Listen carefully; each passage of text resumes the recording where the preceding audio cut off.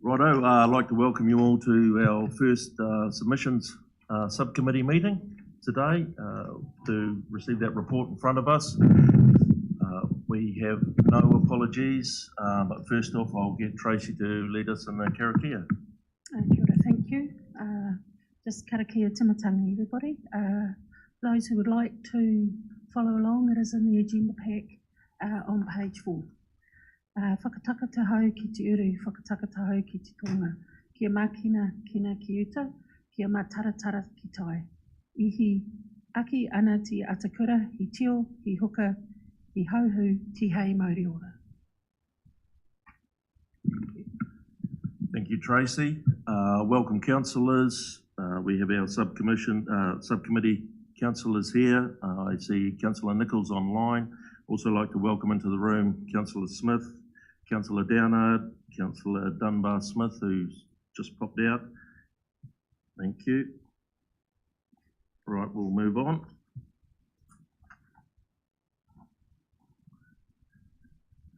So, confirmation of the agenda. Thank you. And second. Thank you, Chris. Disclosures. Oh, sorry, yes. All those in favour? Opposed? So moved. Aye. Move on. Any disclosures of interest? None taken. Move on. So what we're here to do today is basically we have a report from the Waikato Regional Council on the submission to the Local Government Official Information and Meetings Amendment Bill, and the subcommittee will receive that, and we're also looking at the submission subcommittee endorses the submission on the Local Government Official Information Amendment Bill.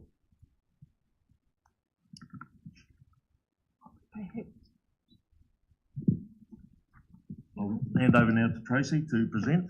Thank you, Mr. Chair. Good morning, councillors. So this is the first meeting of our submissions subcommittee. So nice exercise, I think, to get us started for this training. We will have a lot of work in front of you.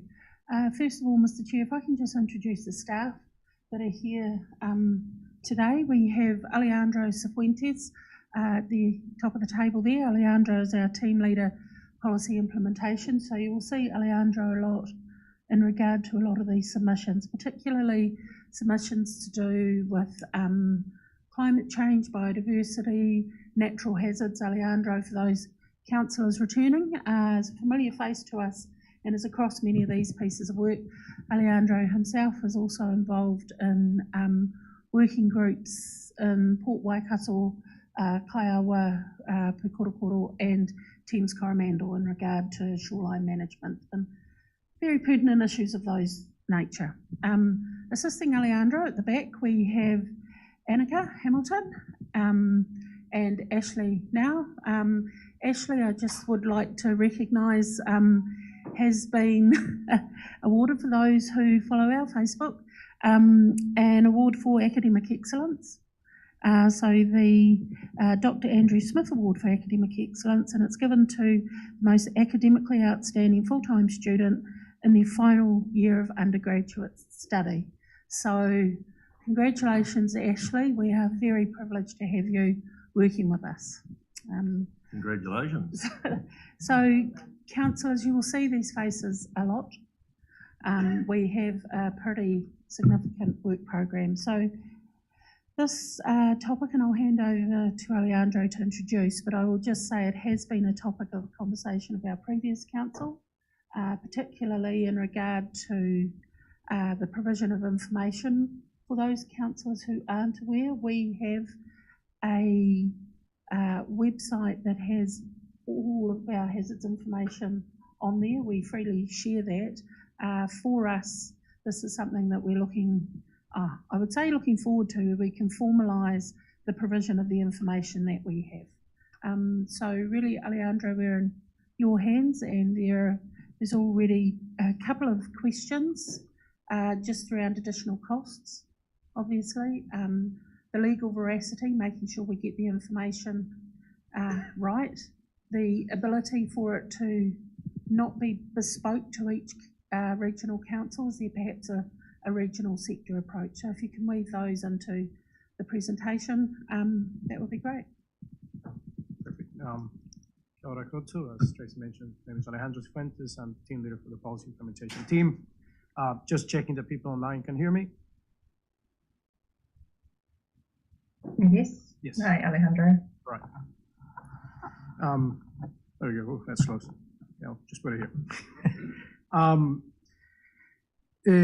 I'll take you through the basis of the submission just by following the report. So I'll point out through you, Mr. Chair, the paragraphs of the agenda pack that you have on the pages, so just to make it easy to follow.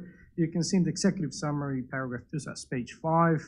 Essentially, the changes to the Lagoima Act are looking to introduce two main things. So it's improving natural hazards information that goes into LIM reports, and then enable local authorities to withhold information without that prejudices national security. The focus of our submission has been on the first set of changes due to the nature of the statutory role that we have and the proactive role that we as a regional council have taken into collating and investigating and modeling many of these information on hazards. If you look at page 6 on paragraphs 7 and 8, it outlines the key changes and the features of the bill. But essentially, the bill seeks to change the way district councils put information in LIM reports by providing territorial authorities with an obligation to provide information that's been made available to them in a reasonable format that is consistent with the regulations. So this is would be new section 44C of the Act. Now, this addresses the issue of inconsistency with providing natural hazards information in LIM reports. The majority of district councils have had legal challenges to information being put on LIM reports, and that has created an inconsistent approach to providing hazard information. Remember that the purpose of the Lagoima is the availability of information, proper access of information, and protection of certain information. But in essence is something that enables local government and creates some obligations for us to make the information available to the public. And that is all information that is held by local government authorities. On paragraph 8, you can also see that this is something that we've supported in the submission, and is the reduction of local authority liability when information is shared in good faith. Again, this is meant to mitigate the considerations that local government authorities may have not to put information based on fear of legal challenge. So it does away with that, but it does mean that the information has to be provided in good faith and is information that we have available at our disposal. Our submission can be summarized. You can see the summary on paragraph 13, page 7. We basically agree with the intent of the bill, and we consider that the regulations need to be prepared in close consultation with council. So this is something that is still a bit on the air, looking at the wording of the bill, but we've recommended that there's an obligation for the minister to consult with local government authorities when developing these regulations. So we actually know these regulations are the ones to pertain to the format in which the information is to be presented. So they haven't been developed yet, but there is a provision for them to be developed. And if they were to be developed, we asked to be part of that process. We also considered that the bill needed to be more explicit around the existence of residual risk, and we have provided a definition for it, which is from our Waikato Regional Policy Statement. So the definition of residual risk that we have suggested to the Select Committee is the one that we currently have in the operative Regional Policy Statement. We mentioned that there is uncertainty about whether some constructed structures that create risk should be included. Therefore, we have suggested their inclusion. This inclusion is limited to dams because it is a regulatory function that Regional Council holds as a building consenting authority under the Building Act. We acknowledge that there might be risks that arise from other structures, built structures, it might be roads, but we do not hold that information. Therefore, we decided not to submit on those specifics because we wouldn't have that information available to us, which is what the bill is trying to do. And overall, we supported the protection of TAs and regional councils against liability when information is provided in good faith. If that is okay with you, through you, Mr. Chair, happy to go to questions now. Thank you, Alejandro. If I can just jump back to paragraph 9, I think it is. The security, etc. Do we have an example of that? I'm just sort of not sure what that national security type covers. To you, Mr. Chair, I can provide an example from the Official Information Act. So it could be the presence of a specific location of a base, or the boundaries, or the occupation of military facilities, for example. So that is protected under the Official Information Act, and it would be equally protected because we would hold the information of the boundaries, we as in local government authorities. So that would be an example of something that might not be disclosed. So, through you, Mr. Chair, an example of something maybe an installation, obviously they're right around central North Island, around the military facility in Wairau, but an installation for telecommunications, which may in fact be subject to the provisions of the Lagoima Act, and to put that on a limb may in fact prejudice the security of such a facility. So things like that. Thank you. Could you speak it?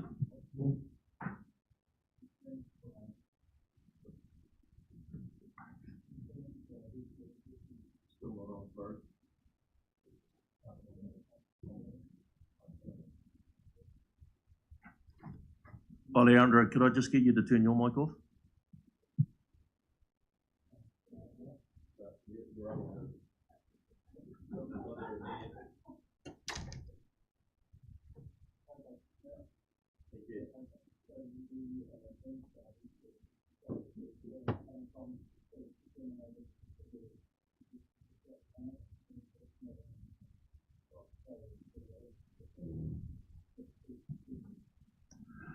Thank you. Yep, I was just getting my head around what it was, and obviously those facilities within our region. Has this been overviewed by a lawyer? Just concern, I know a couple of councillors have concerns just on the legal ramifications of us providing this information. I know you touched on it briefly, but has there been a lawyer's overview? To you, Mr. Chair, it has not. However, the majority of the information, as you can see in the submission, page 10, we already provide the information. So the information is provided proactively, and the work program that provides the information has sought legal advice to see what can be made available, how, and the legal disclaimers around the information that is made available. One thing to note, however, is that I will go back. So I have previous experience on Official Information Act, working for ACC and Immigration New Zealand. One thing that I can tell you is that information is still discoverable. So the fact that we are not being made to disclose it by an act of parliament still means that the information can be requested by a person, and we would make the assessment. Now, what the act of parliament does is it tells us which information we need to provide, which is the information that we hold, and we provide it in good faith. So it's only meant to tell people about the existence of hazard or risk that we have identified. So it's nothing that we would not do under other circumstances anyway. And we are doing it proactively. As the Waikato Regional Council, we're providing a lot of that information to the Regional Hazards Portal. Thank you. Sorry, Mr. Chair, I think the important thing is the information we would provide, we're already providing, and that information has already been through legal review to enable it to be on our public website. So that's a hazards portal. So just going on to that, I went through our hazards portal. It was unfamiliar to me, but does that come right down to individual properties? It seemed to me to be a generalisation of areas rather than if someone's going to look up, I'm buying number 7 Smith Street. Through you, Mr. Chair. So first, I forgot to mention that Rick Lifting, who's the team leader of the resilience team, was meant to join us today, but he's tied up with the response to the weather event. The information that is provided in the regional hazards portal is regional level information, which is meant to serve as an indication of the existence of a hazard on a specific zone. If we hold site-specific information, there is a request that people can go through the website and request site-specific information. If we have it, we will provide that. But the one in the hazard portal is regional level.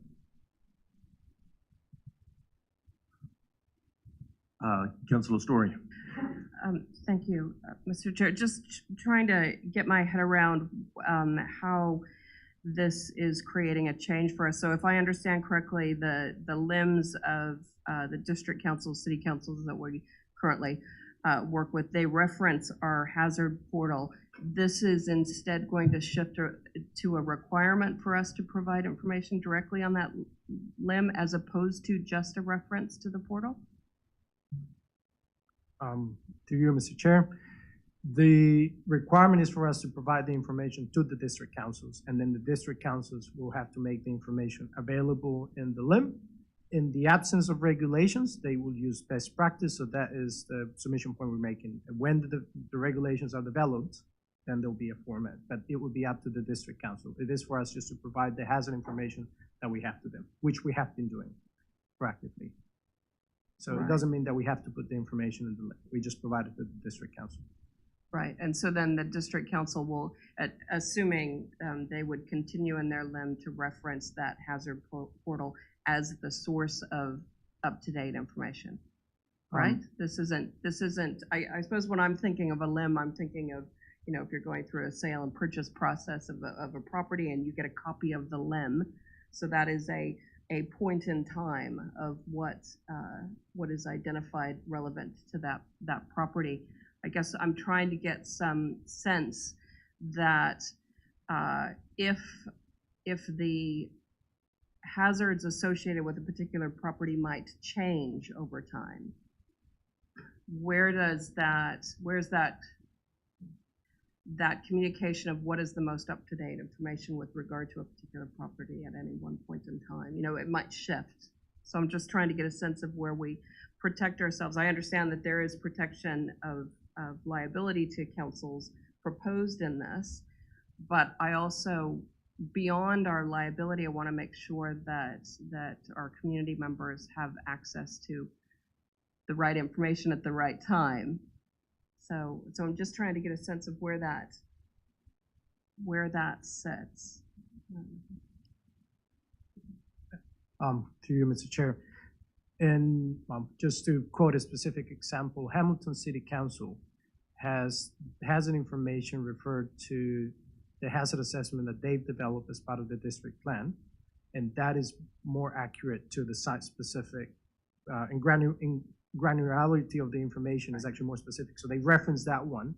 However, if you were to look at the information they provide for hazardous substances on contaminated land, there is a disclaimer and an advisor note essentially saying there might be information that is not identified. For more accurate information, contact the HAIL team at Waikato Regional Council. So there's always best practice that dictates that information changes. What we've identified through talking through some of these issues with district councils is that they actually make a good effort to make sure that every time they issue a limb, it has the most up-to-date information. However, a limb is only a snippet of that information in time. So if you requested in January, for the sake of putting an example, and there's a hazard event like we are experiencing now that shows that an area that we didn't know was exposed is now exposed to an event of 1 in 200-year magnitude, then that might be reflected in a further limb once we've completed the investigation of what we've actually modeled the information. But you are correct, it is a snippet in time. However, the district councils do work that every time somebody requests a limb, the more up-to-date information is presented, and there's disclaimers and advisory notes to chase the information in other sources. Right. Thank you, Mr. Chair. Thank you. I'll just come back to Tracy.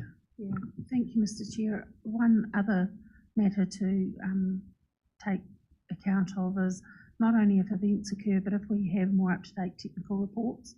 So there may be a technical report that's within the publishing pipeline, effectively. Once that is published, if that technical report has implications, for properties, then it is registered on those properties and a reference is included when we pass that information to regional council, district councils. I think what is important is, as Alejandro said, in our submission, we are asking as a local government to have that conversation with the minister when the regs are set, so that we can clarify some of these matters. I guess the other question for me is cost and where that will sit with us, increased costs, obviously. I did a quick look and just for example, currently TCDC, your standard limb costs you $255, commercial one is $310. Do we have any indication on where we're going to go with these costs? Through Mr. Chair, just to clarify, do you mean the cost of a member of the community getting a lien report or cost for us as an organization? No, sorry, the cost for us as an organisation to provide this information. And I guess also to that point is, you know, now council direct to the portal, TCDC, et cetera, direct to our portal. Are we going to have a much higher workload where these requests are going to be coming for individual properties coming to a department here in the council, and someone's going to have to sit down and provide that individual information back, rather than now, from what I can see, you're just directed to a portal and you do the work yourself? To you, Mr. Chair, in developing the submission, we didn't identify or didn't anticipate any significant increase in cost. The resilience work program already operates, and there are many of these new requirements in the resilience work program. So this is a program led by Rick Lifting, and he can definitely provide more detail. But my understanding is that they have identified a potential increase in requests. So this is even before the bill was put forward, just because of increased awareness of natural hazards and climate change. So that has been identified through other programs that are now BAU as part of the Resilience Work Program, which means for the purposes of the impacts of the bill on Regional Council, we don't anticipate that they will be much bigger than we have already forecasted. Yes, Tracy. Thank you, Mr. Chair. With respect to all our requests under the Local Government Official Meetings Act, so they all go through our democracy team. We have a dedicated administrator in that team. So these will all be requests while they touch our regional resilience team. They will all come through that. We have processes that work away in the background that are relatively more streamlined than they were when I started here 10 years ago. I suspect something of a similar ilk will be set up.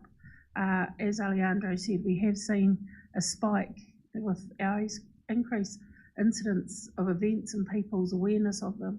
We have seen a spike. In terms of has that created additional cost? There has been an increase in staff time in the regional resilience team, but it's still, in my conversations with Rick a couple of months ago, it's still within the budget that's set for the team. I think because of a lot of the work that we have done proactively with a lot of the leadership from Rick, really to get this information available, it's really just setting up a process, a digital process as much as possible behind the scenes. So I would suggest the cost would be negligible at this stage. Thank you, Tracy. Just note you have been recorded on that. Councillor Hughes. Thank you, Mr. Chair. In principle, I support this, but my concern is that the GOIMAs are an expensive process. Whether it's for the applicants, it's less expensive for them, they have to get lawyers involved in it. But as far as the council is concerned, do we have a feel for how much each Lagoria costs to respond to? And secondly, I'm of the belief that we should be making the process of discovery for our constituents easier and cheaper rather than making it more difficult, because by making it more difficult, that imposes additional costs on the council and council staff time. So I'm very supportive of anything we can do which can make the process of information supply to our constituents more seamless and easier to access. I'll come back to you, Tracy, for an answer. Yeah, look, with respect to the quantum of lagoimas we get, Mr. Chair, the democracy team and through Neville as the director, we have kept a track on those over the last 5 years because, as you say, some of the requests are very technical. The process of lagoimas obviously is if somebody writes in for information that is going to take an awful lot of time, staff time, and used to be costs of photocopying, you would write back to the applicant and let them know that at the earliest possible opportunity. So we do keep records of that. We also have been doing some business analytics to understand if that has increased over the last few years. With social media, you know, some of the requests for the lagoima do take a lot of time. So we do have those figures and they can be provided to you. In terms of our process of discovery, as I said, look, Rick has led this program of work over the last few years to make as much as we can possibly make available with the best legal advice on our website. So we have, I think, put ourselves in a position of strength more than a couple of other regional councils I'm aware of, and that for us it really is just developing that program of, rather than just here is a link to the hazards portal, any further information we need to put around it. But we here, I guess it's always has been a value of this organisation that we make available our information as soon as possible to the public, and try and not make the public jump through hoops such as lagoimas unnecessarily. Thank you, Tracy. We have a question online from Councillor Nicol. Morning all. No question, just a comment to say thank you, Alejandro, for a really good submission. It's good to see this bill progressing to get this LIM item updated and including the second point on the national security provision. So yeah, just really supportive and happy to move or second if you would like, Mr. Chair. Thank you, Councillor Nicol. We have a question for Alejandro from Tracy. Alejandro, just a question around residual risk. So residual risk counts as very important. You put a stop bank up, it has a design life and a protection life. So it will protect in an X number of events. I note that we have suggested adding that definition of regional risk. Do you know if regional councils as a sector are taking a similar line with that? To you, Mr. Chair. I apologize, I didn't get enough of a chance to check in with the regional sector. However, we were confident to provide this definition because it has been through the Schedule 1 process. So we figure, at least for the regional context, it's been very well trodden, and we have discussed this with the Aotearoa Climate Adaptation Network, and is the need to understand not only the risk that comes from the hazards that are unmitigated, but also the ones where we have put structures to mitigate the risk and then they breach. So if I bring your mind to the Edgecombe event, so it's just so that people can understand what will happen if there was a breach or a failure of the infrastructure. Yeah, Mr. Chair, it's important that that concept of residual risk is highlighted, because a lot of people will invest in property that has flood defence mechanisms. They are not absolute flood protection mechanisms. So from our perspective, identifying that residual risk is critically important, particularly given some of those more fringe areas are under pressure for development. Thank you, Tracy. Are there any other questions? Can I just make a comment? Yes, certainly, Councillor Smith. From my experience, one of the concerns that I have is that LIMS should remain at the cost of the buyer, the Australian Rental, because of recent events that have led to prosecution in courts where people have falsified the LIMS after they have received them from the council and handed them over, which has led to legal proceedings. So I think that the cost and from district councils and city councils to the predominant area, that those costs are borne by whoever purchases them. And normally that is the purchaser of the potential purchaser of the property. So wouldn't like to see them being required from the vendor because of the problems that may occur. Thank you. Any other questions? Good as gold. We'll move to a vote. Do we need to do it in two pieces? Well, we'll do it, sorry, it's written down here in front of me in two pieces, so we will do it in two pieces. So first off, that the report on the Waikato Regional Council submission be received. So thank you, and thank you, Chris. And the second part to it is that the submission subcommittee endorses the submission of.